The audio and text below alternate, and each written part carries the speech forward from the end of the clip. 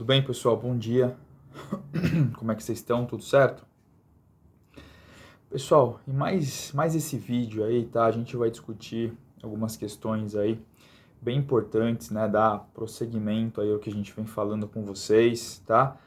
Aí no debate, né? Sempre um debate, né? Eu entendo essas videoaulas não como uma verdade absoluta, né? Mas sempre aí como um debate aí, né? Um debate que vocês podem fazer comentários, certo? Construtivos, discordar, concordar, trazer coisas novas, tá? Eu sempre vejo essas videoaulas como debates, né? Para a gente sempre poder acrescentar aí, certo? Visões de mundo diferenciadas, teorias, certo? Então, é muito importante aí a gente estimular isso aí, né, pessoal? Então, vamos lá, né? Pessoal, então no vídeo passado, o que a gente fez, né? A gente trouxe, né, algumas ideias introdutórias a respeito do Max Weber, certo? Vocês já ouviram, vocês já conhecem um pouquinho dele agora, né? Vocês já sabem a importância que ele teve, né, para todo o pensamento aí ocidental, certo? Um teórico nascido ali na região da Turíngia, né?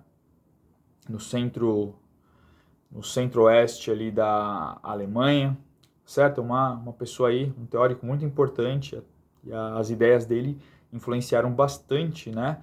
E ainda influenciam o pensamento sociológico, tá? Não é à toa que ele é considerado um clássico aí, certo, pessoal? Então, né, que escreveu aí vários livros importantes, né, sobre poder, sobre o Estado, sobre religião, né, que é o mais famoso lá, a Ética Protestante e o Espírito do Capitalismo, que ele compara, né, ele ele junta, né, tanto o desenvolvimento do capitalismo quanto o desenvolvimento do protestantismo em algumas regiões do mundo, da Europa, né? Certo? Então, ele é uma pessoa bem importante aí no mundo das ciências humanas, tá, pessoal? Então, como eu falei, não é à toa que ele, o Durkheim, o Marx, né, são considerados aí clássicos, tá? Porque qual que é a importância de um clássico, né? Clássico é aquele teórico, né, que a gente sempre volta, sempre resgata aí algumas ideias, certo? Que foram importantes e ainda, de certa forma, continuam sendo e influenciando aí gerações, tá, de teóricos. Beleza, pessoal? Então, vamos lá, né? Essa videoaula aqui, pessoal, ela vai ser uma espécie de comparação, tá? Que eu vou pegar algumas ideias do Marx e do Weber, tá? E vou comparar algumas ideias, né? Alguns pontos aí importantes aí nas teorias aí de ambos, né? Os pensadores para comparar algumas ideias, algumas noções, né? E propor aí, mostrar para vocês algumas tendências, né? Mostrar para vocês que a sociologia, né, que a história do pensamento muda, certo? Porque as sociedades mudam. Então, são necessárias, muitas vezes, né, pessoal, outras ferramentas de análise, né, para se investigar o mundo, certo? E aí que tá, né? Aí a gente vai tratar isso aí ao longo dos vídeos aí, tá bom, pessoal? Então, vamos lá, né? Para o Weber, pessoal, o capitalismo, o que seria o capitalismo, né? Seria um modo distinto de organizar a sociedade, tá? Seria um fator dentre vários, certo? Que afetaria aí no processo de desenvolvimento social, tá? Então é um fator dentre vários, tá? Fica com essa ideia aí, é uma ideia muito importante, tá? E de certa forma, pessoal, implícito, né, aos mecanismos aí econômicos do capitalismo, haveriam outras tendências, outros meandros aí propriamente, tá? Que não apenas os dispositivos econômicos, tá? Isso eu estou falando para o Weber, certo? Então ele vai nuançando aí o entendimento da sociedade, certo? Então ele fala que, por exemplo, a ciência é um arcabouço extremamente importante para as sociedades modernas, certo? E diferentemente do Marx, tá? A ciência, né, atuaria no mesmo sentido, tá? Tanto no capitalismo quanto no socialismo, certo? Então é uma ideia que ele coloca aí, né? Ele não distingue, o Weber, né, ele não distingue o papel da ciência no capitalismo e no socialismo. Para ele a ciência ela atuaria da mesma forma em ambos os sistemas, certo? Um ponto importante. Uma outra nuance que ele coloca, pessoal, para se entender a sociedade, é a própria ideia de burocracia, né? Que, de acordo com ele, vai se expandir, certo? É, a partir do desenvolvimento do capitalismo, tá? É muito interessante, pessoal. Eu acho que eu comentei com vocês no vídeo passado, tá? que ele escreve, né, bastante sobre a burocracia, justamente por conta, né, do que havia acontecido na Alemanha, né? A gente não pode esquecer que a Alemanha, né, em 1871, havia passado por um processo de centralização política, né, de unificação, ou seja, é a partir daquele momento em que a burocracia alemã, né, a administração do Estado alemão vai ter um crescimento aí vultuoso, certo? Vai ter um crescimento enorme. Então, a questão da burocratização do Estado alemão, na análise do Weber, né, tem uma importância assim grandiosa, certo? Então, por isso que ele toca nesses temas, né? Então, é muito importante aí, tá? E aí, pessoal, do desenvolvimento da ciência junto com a burocracia, o Weber ele fala em racionalização, certo? Então, o que seria essa racionalização? Seria, de certa forma, a organização da vida social e econômica segundo os princípios da eficiência e da técnica, certo? Entenderam isso aí? Se não entendeu, eu volto um pouquinho para você entender melhor aí, tá? Então, é o conceito de racionalização que está em voga, certo? A racionalização seria aquilo aquilo pelo qual toda a sociedade moderna passaria, certo? Então, toda a sociedade moderna tenderia a administrar, por exemplo, a sua população através de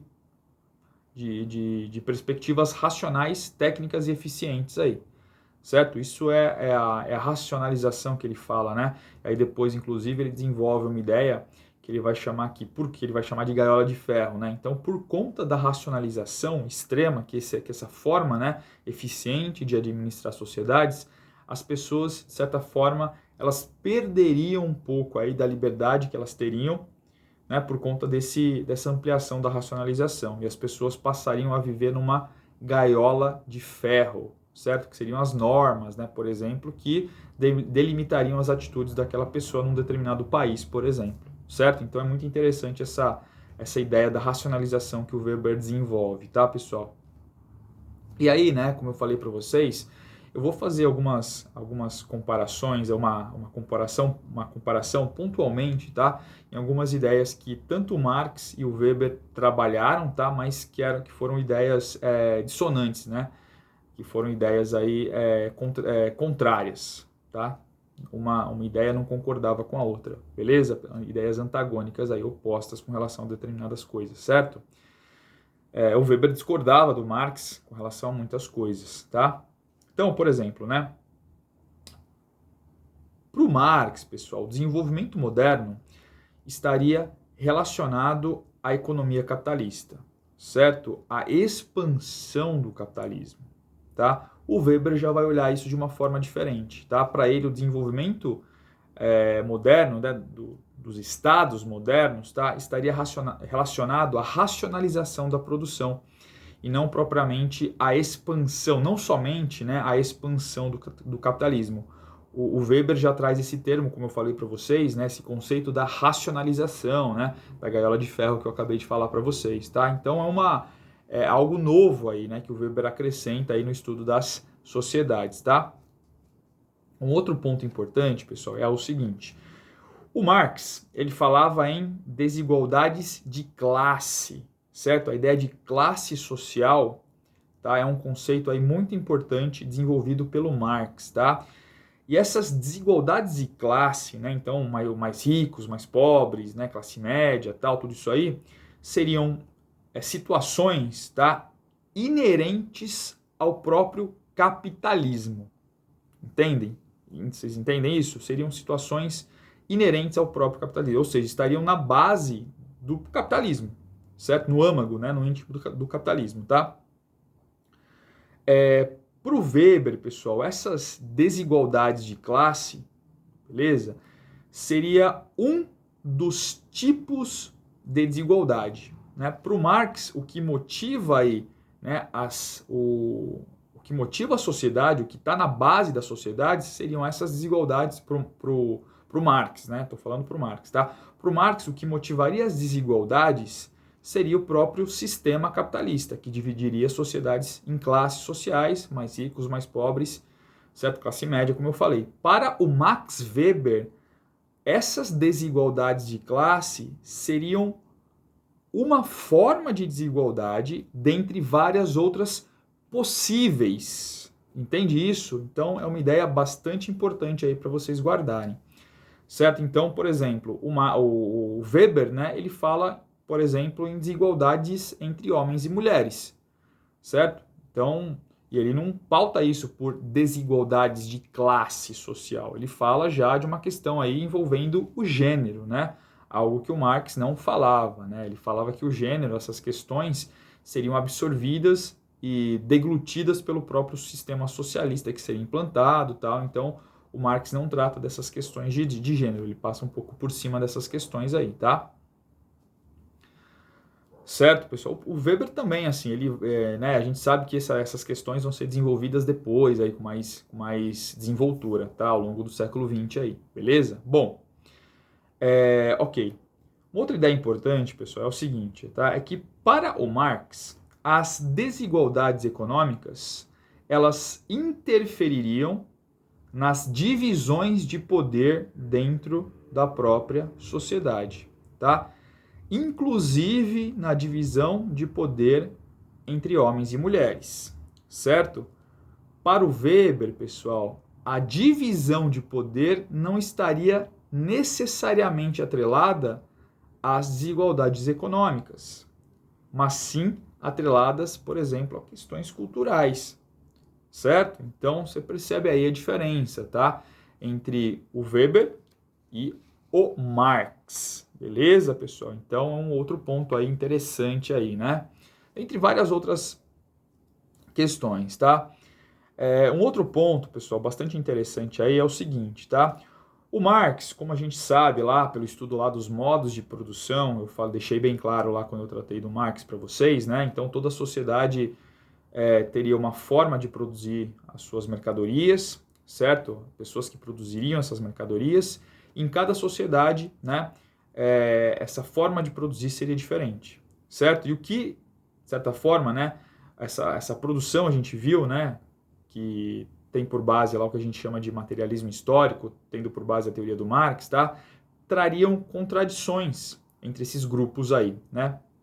Certo? Então, por exemplo, as contradições envolvendo escravos e senhores proprietários lá na Roma e na Grécia Antiga, certo? Os burgueses e os senhores feudais no feudalismo, depois os burgueses, né, e os trabalhadores já no capitalismo.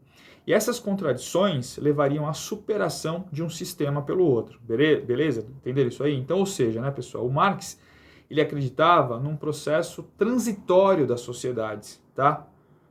Uma sociedade, uma forma de sociedade iria substituir a outra por conta das contradições aí inerentes aí na sociedade. Essas contradições gerariam outras formas de sociedade, tá? Na visão do Marx, por exemplo, né, o capitalismo seria substituído pelo comunismo, tá? Perfeito, pessoal? Bom, para o Weber, pessoal, ele não acredita nisso, tá? Para ele, a base, como eu falei para vocês, é o processo aí, é a intensificação do processo de racionalização das sociedades e não a superação de uma sociedade pela outra. Entende isso? Então, isso teria, né, ficaria mais evidente ainda, né, o avanço do processo de racionalização, né, as formas de administração cada vez mais e mais eficientes com o avanço do próprio capitalismo. Tá? Então essa é uma ideia bastante importante aí, bem interessante, né, que é atribuída aí ao Weber, tá, pessoal? Ao Max Weber aí, tá? Um outro ponto interessante aí, estou tratando pontualmente, né, pessoal, algumas tendências aí dentro da teoria do Marx e dentro da teoria do Weber, tá? Que eu acho que é interessante aí, tá bom?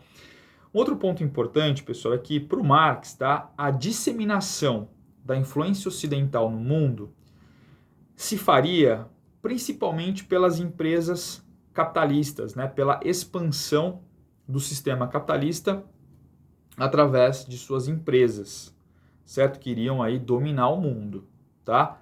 O Weber já pensa o contrário, certo? Então, para ele, o que proporcionaria esse avanço, né, das sociedades industriais aí? O domínio que essas sociedades teriam aí dos recursos industriais e também, na visão dele, do poderio militar, certo? Que essas sociedades aí teriam. Então, quanto mais recursos industriais tivesse essa sociedade dominasse, e quanto mais poderio militar essa mesma sociedade tivesse, mais ela conseguiria expandir os seus domínios, né, mais os seus domínios através do mundo aí, através do mundo ocidental, certo? A sua lógica, o seu sistema produtivo, tá? Então vocês percebem também que Marx e Weber, né, partem aí de posturas diferentes, né, quanto a disseminação, né, da influência ocidental no mundo aí, tá? Beleza, pessoal? Acho que ficou claro aí. Se não ficou, volta um pouquinho o vídeo, tá? E veja de novo aí. Bom, aí você vai perguntar, Rafael, com qual deles eu devo ficar? Com o Marx ou com o Weber? Tá, pessoal? Eu digo para vocês que com os dois. Os dois são importantes, tá? Tanto o Marx quanto o Weber, certo? O Marx, né, pessoal, a gente sabe disso, a teoria dele, né, serve aí, de certa forma, para algumas análises mais à esquerda, tá, do espectro político, enquanto o Weber cabe mais a algumas análises do campo do centro ao liberalismo aí, certo? Então, uma análise, eu vou dizer assim, mais conservadora das sociedades, tá? Mas, independente disso, pessoal, cabe aí ao pesquisador, ao analista social, ter um feeling, né?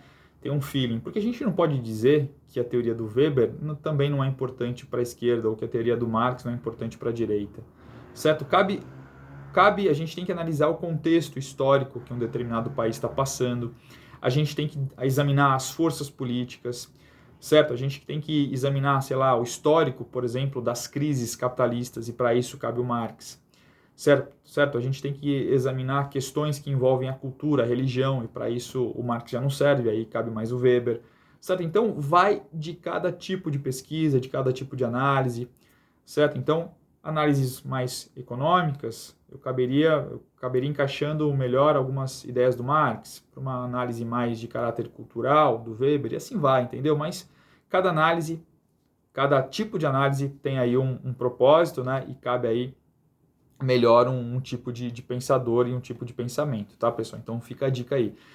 Qual que eu devo ficar? Com os dois. Depende aí do que você vai analisar e do que você vai fazer com a sua análise aí. Tá bom, pessoal? Bom, que acontece, né, pessoal? Hoje em dia aí a gente sabe, né, que muito do que o Weber escreveu, muito do que o Marx escreveu também, não é que está superado, né? Mas assim, as sociedades, como eu falei para vocês, elas são dinâmicas, certo? Várias coisas acontecem em 100 anos, certo? E assim, se a gente pegar o século, né, pegar o mundo ocidental em 100 anos, pegar o século XX, o início do século XX e agora o século XXI, poxa, mudaram muitas coisas. Ou seja, a gente não pode se basear somente nos clássicos, né, apesar de eles serem importantes, para a gente analisar uma sociedade.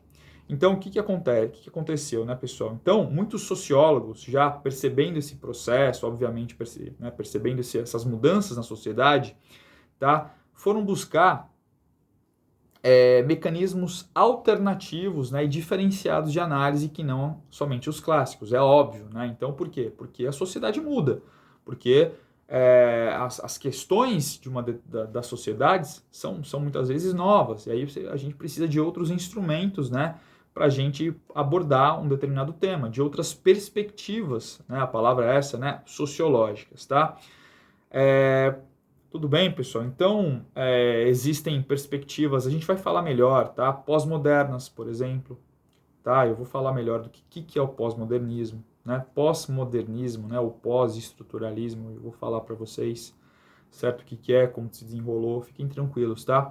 Existem perspectivas que caminham aí, por exemplo, que enfatizam uma postura feminista, né? Que se intensificaram a partir dos anos 80, né? Partindo de uma abordagem de que o mundo até então era visto através de um olhar masculino e era necessário então criar um olhar feminino para entender alguns processos históricos, certo, e culturais que acabaram acontecendo, certo? Ou seja, né, vocês percebem, né, que assim a teoria ela vai se modificando ao longo do tempo, tá? E aí são necessárias outras abordagens para se estudar o mundo. Beleza, pessoal?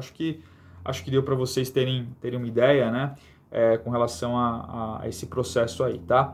Bom, então é isso, certo, pessoal? Agradeço aí pela visualização do vídeo, tá? Quero agradecer aí a inscrição no meu canal, certo? O canal, quanto mais pessoas aí se engajam, né, se inscrevem, comentam os vídeos, tá? Tão mais importante para mim, porque eu me sinto estimulado a fazer vídeos melhores para vocês, a me engajar mais, certo? Então isso é muito importante aí, tá bom, pessoal? Agradeço a todos, muito obrigado, tá? Excelente dia para vocês. A gente se vê aí em outro vídeo, em uma outra oportunidade. Beleza, pessoal? Tchau, um grande abraço. Fiquem bem e se cuidem, hein? Tchau, pessoal. Valeu.